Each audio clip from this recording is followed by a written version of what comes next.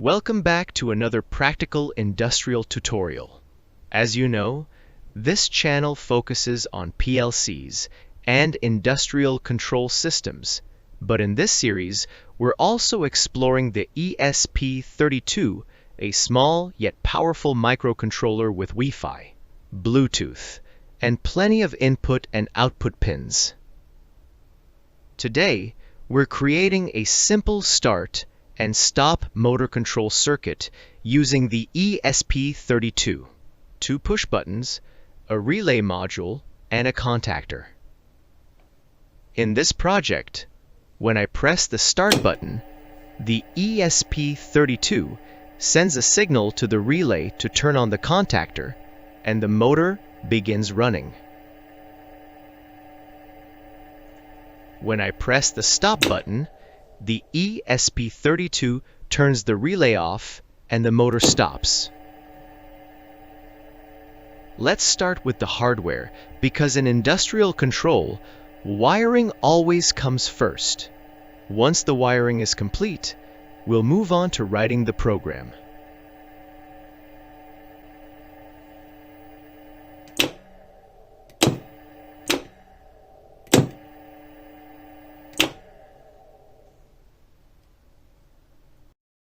This is the ESP32 development board.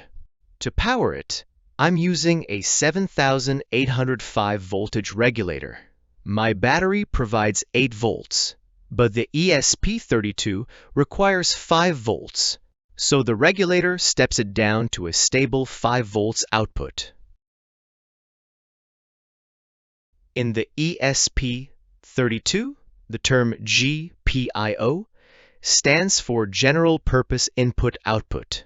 These are the pins on the board that you can program to work either as inputs to read signals from buttons, sensors, and switches, or as outputs to control relays, LEDs, motors, and other devices.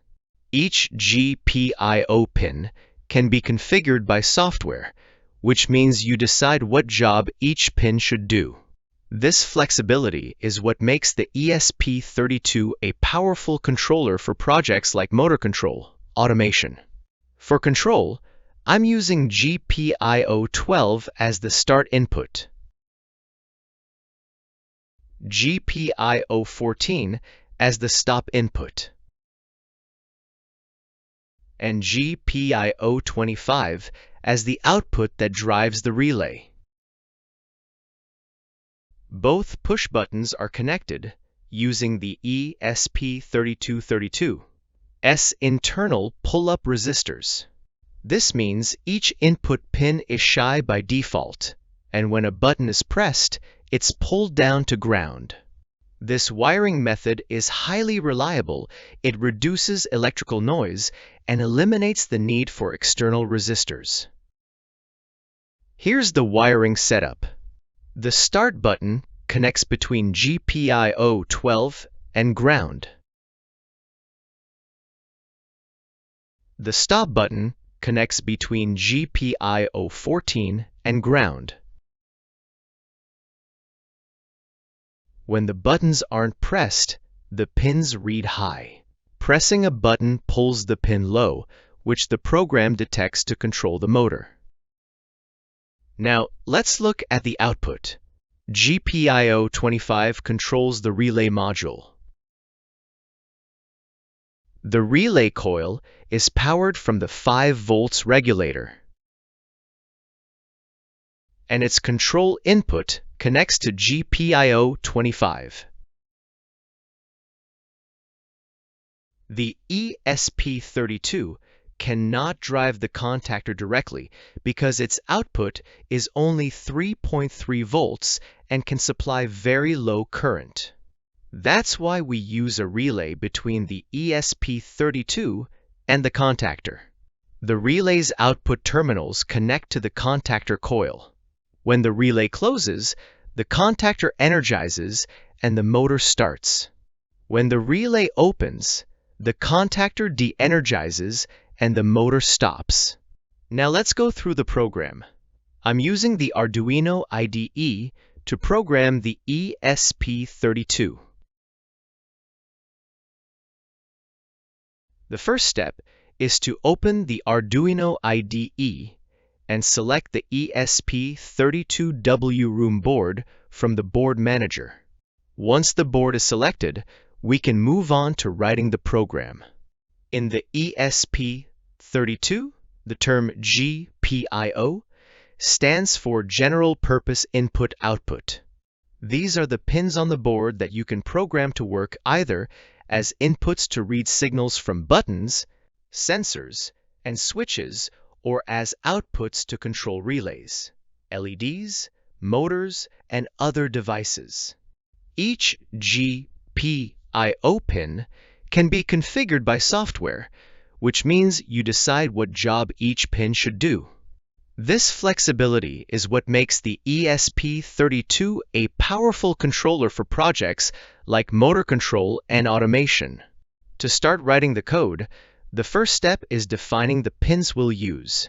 In this setup, I'm giving each GPIO pin a clear name.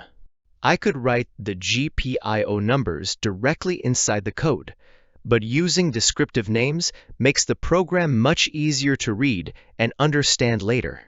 Define start key 12.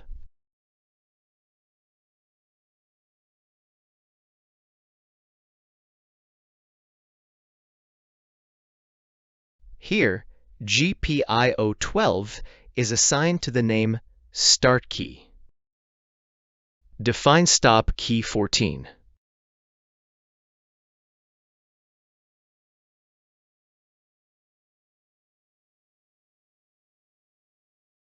Here, GPIO 14 is assigned to the name stop key. Define motor 25. Here, GPIO 25 is assigned to the name motor. Naming the pins like this keeps the program clean, readable, and much easier to modify in future projects.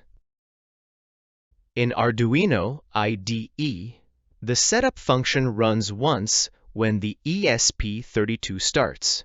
Its purpose is to initialize the board, setting up pin modes, configuring inputs and outputs, and preparing the program to run correctly. Here's how we configure the pins inside the setup function. To define any pin as an input or an output, we use the pin mode function. In this function, we first write the pin's name, and then specify whether that pin should work as an input or an output. We start by configuring the start key. Pin mode, start key, input pull-up.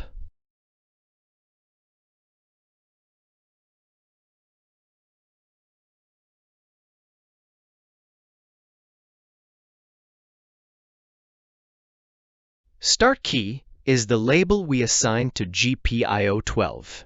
The key is connected between this pin and ground.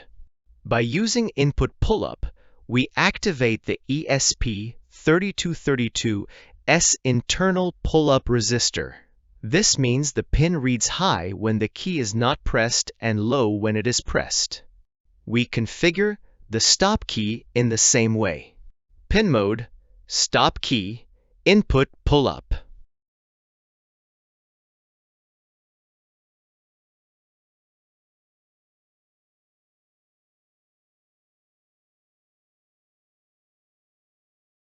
Finally, we define the output that controls the motor.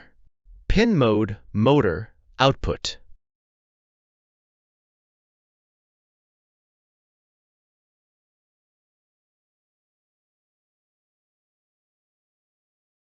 Motor is the name we assign to GPIO 25.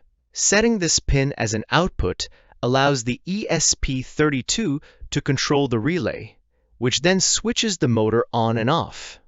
This ensures the ESP32 can reliably detect key presses and safely control the motor through the relay, just like in industrial motor control circuits. Inside the loop function, we implement the main program logic. In Arduino, the if statement is used to make decisions. It checks a condition, and if the condition is true, it executes a specific block of code. We use digital read to monitor the input pins and detect when a button is pressed. And we use digital write to control the motor by turning the output pin on or off. In this project, the if statements monitor whether the start or stop key is pressed. For the start key, we check if the pin reads low because of the internal pull-up resistor. If it does, the motor is turned on.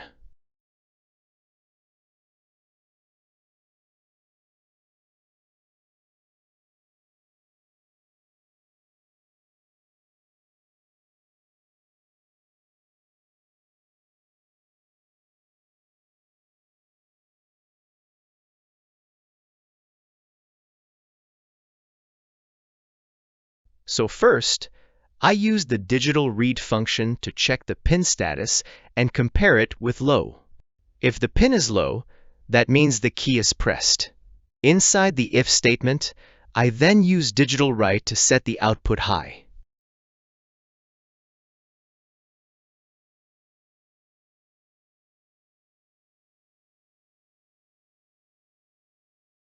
So when the condition is true, meaning the input pin goes low, the output pin turns high.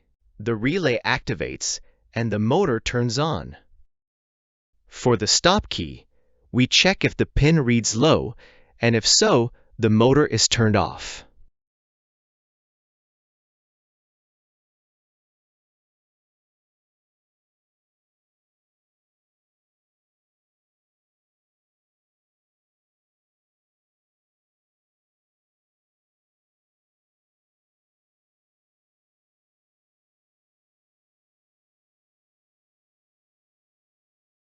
So again, I use the digital read function to check the stop key status and compare it with low. If the pin is low, it means the key is pressed.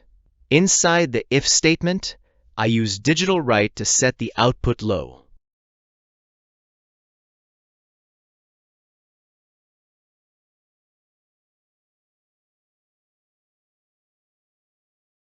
So when the condition is true, when the input pin goes low, the output pin also goes low.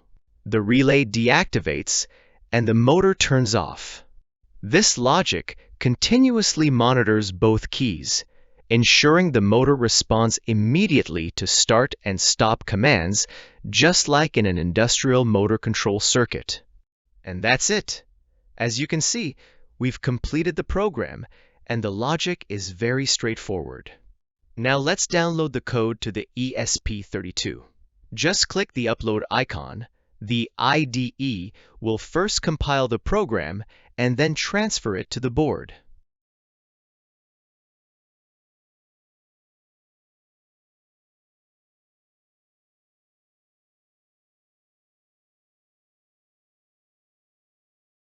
As you can see, the program has returned a compile error, and it's showing us exactly where the problem is. In this part of the code, I wrote the word input incorrectly. I missed the letter T. I'll correct it and compile the program again.